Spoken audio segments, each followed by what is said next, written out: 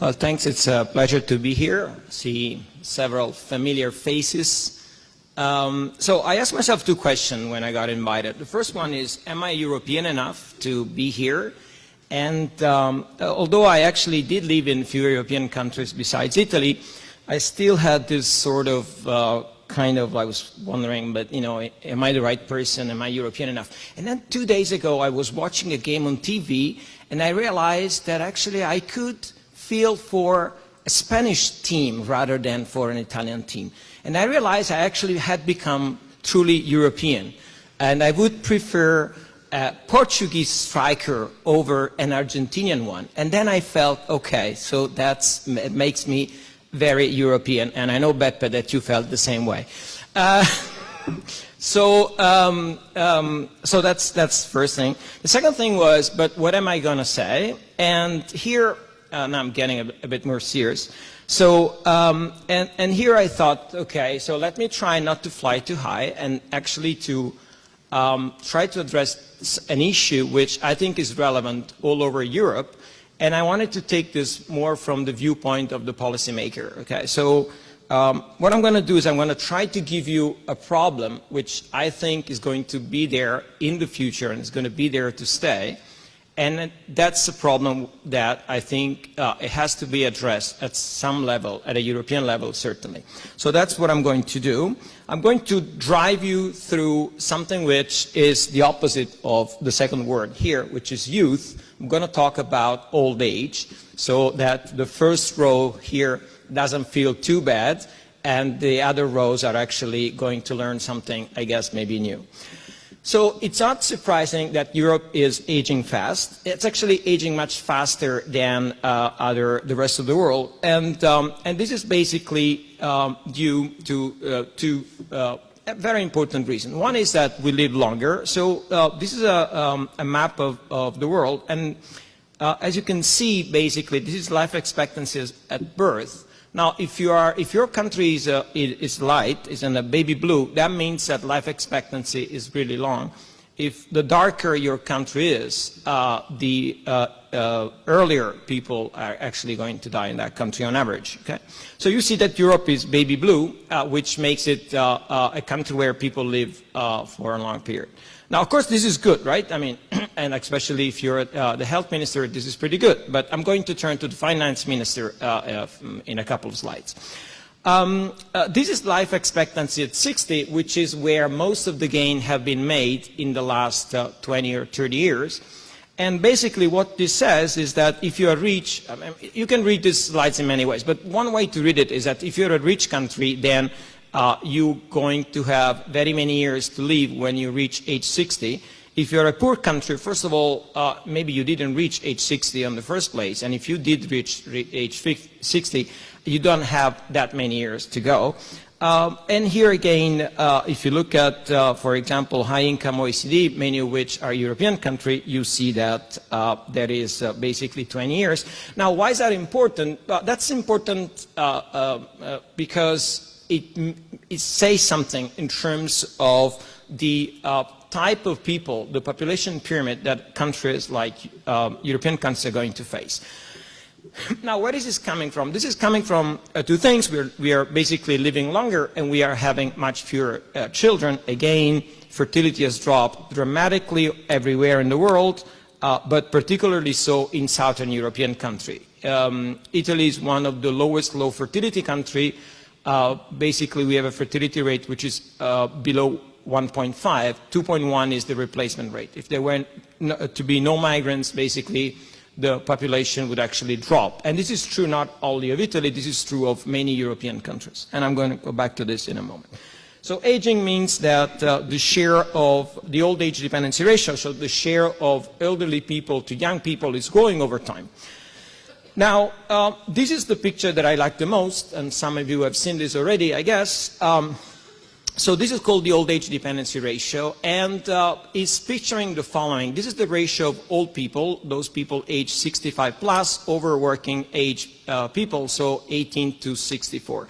Now, a few years ago, The Economist had a very nice cover page where they were showing basically the dependency ratio with a picture. So there was like one old guy being carried by 4 young people. So what that would be a dependency ratio of 1/4. So if you look at the yellow line here, the yellow bar, you see that in many countries this dependency ratio is around 33%. So that basically means that you have 1 old person for every 3 young individuals. Now that's not going to stay. In fact, if you look at the blue bars now, you see that in some countries situation is going to change dramatically. It's going to go over 66%, so 2/3, which means 2 elderly people every 3 young person. Now, why is that important? Well, because this is a dependency ratio. Dependency means that the old guy will depend on the young to some extent, right? So this is going to make our Europe a much older place. I mean, it's already called the old continent. It's going to be old also because it's going to be inhabited by old people. Now, why do we care? Well, let me discuss exactly this. Now, which are the issues that aging raises in Europe? So what should we be concerned of? Let me start with the first one, which in the world would be the most relevant one, poverty among the elderly. Now, if you think about some sort of like an agrarian society or a place in which when you become old you have a hard time working just because you're not going to feel as strong as you are now when you're young, and so working becomes more complicated, you're not in good health, then all these things would basically lead you to think that the elderly are people who are to some extent more in poverty risk, right? The poverty risk is actually higher for them. Now, that's true in many countries in the world, not in Europe, though. In fact, in this graph, you can see the poverty rate by age groups. Now, in most European countries, elderly people are doing actually better than young people like you. And the reason is that in most European countries, even though there are very relevant differences, there are welfare systems that take care of mostly the elderly. Okay? So poverty is not a big issue, or at least it's not a differential issue. It's not something that we should be scared of more for the elderly than for other generation of people. I mean, of course, poverty is a bad thing, and we want to take care of people in need, but what I'm trying to say is that there is no intergenerational cleavage there. There is no intergenerational difference there. Now, why so? Well, basically because there are 2 large programs which take care of the elderly. Those are health care and pensions. Now, let me just give you a couple of numbers which are not on the slides. Now, if you sum the amount of resources that go to health care and pension in Italy, that, and you make that a ratio over total welfare spending, that ratio is basically 90%.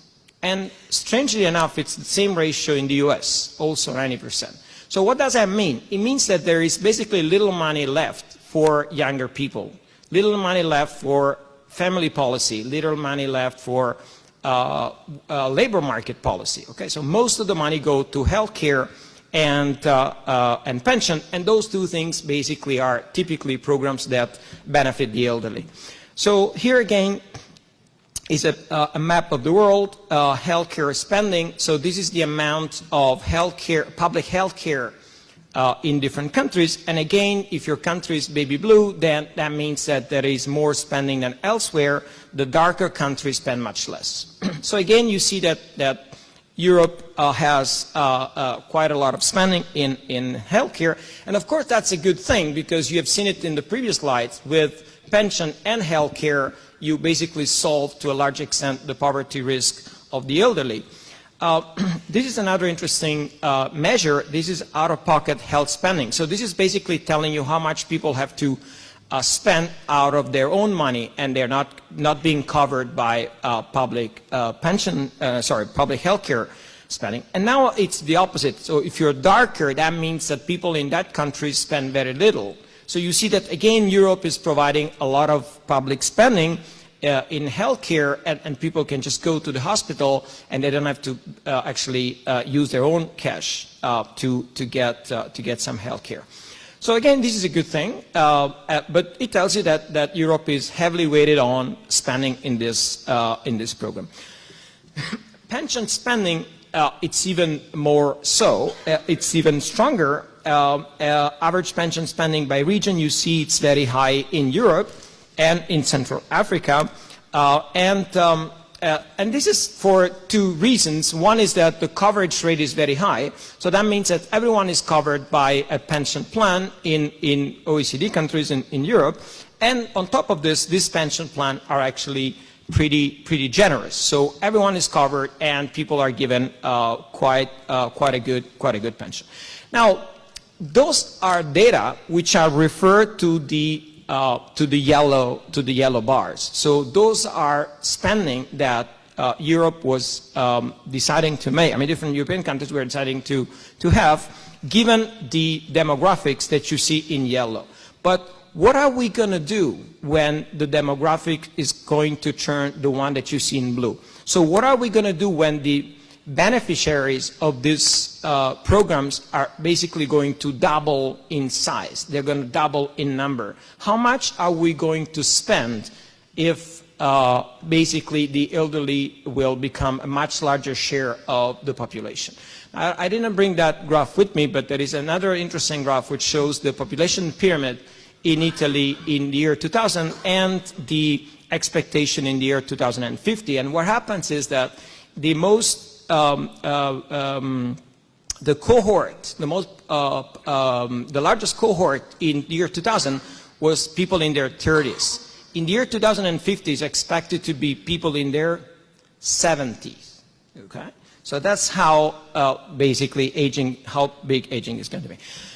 Now, aging has a very interesting aspect. I mean, it basically puts politics against economics, because the economics of aging tells you that pay-as-you-go programs, these healthcare programs, should be reduced in size and in generosity, because they are basically not very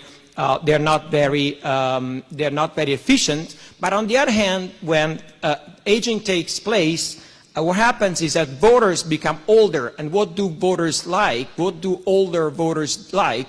They like to have, of course, those programs that they use the most, so healthcare and pensions. Okay, so economics and politics don't go hand in hand. Actually, they fight quite a lot. So this is pension spending in the different European countries, and you see it's high, pretty much high everywhere. But there has been in most European countries a reduction, or at least some policy that curb or have decreased a little bit pension spending. And this policy is called decreasing retirement age. Okay, so that's what you see here. So this graph is showing you that retirement age has been going down for decades everywhere. So people were retiring younger and younger, even though they were living longer and longer. Okay, so they were enjoying larger period of pension benefits. But this has changed in the end of the 90s, and this has changed everywhere, okay? Not just in Italy, this has actually changed in all European countries. Now, so what has kept pension spending under check has been this increase in retirement age. Now, many of these reforms, and now I'm going back to Europe, many of these reforms have been done by national governments with the idea that they didn't really want to do it, but someone else wanted them to actually do the reform. So the name of the game has been blame it on Brussels for many, many years. So the policy making has been basically this one. And this has created, I think, one of the largest backslash that we have seen in terms of Europe, and this idea that basically Europe was just telling us what to do, and many of the things that people felt on their skin, so many of the things that people didn't like working longer years or having reduction in pension and so on and so forth, have actually been blamed on Brussels. Now, it's interesting that in those countries where this hasn't happened, like Switzerland, for example, there was a referendum last year in 2017, and the Swiss voted down an increase in retirement age. Okay? Now, I'm not saying that quite the opposite. I think that increasing retirement, even though this could be done in several ways, it's the only way to go. And I think it's just crazy to think about the fact that policies like the Monti-Fornero reform can be cancelled. Okay, and this is crazy because it would go completely against you guys.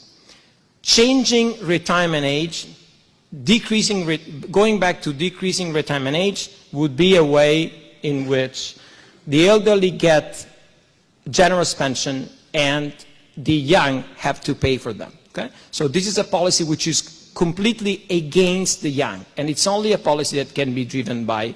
So Europe has protected us somehow from national governments, I would say, especially in some type of policy, but has paid a very large cost at protecting us. And the cost has been that the blame has been placed on the European Commission most of the time.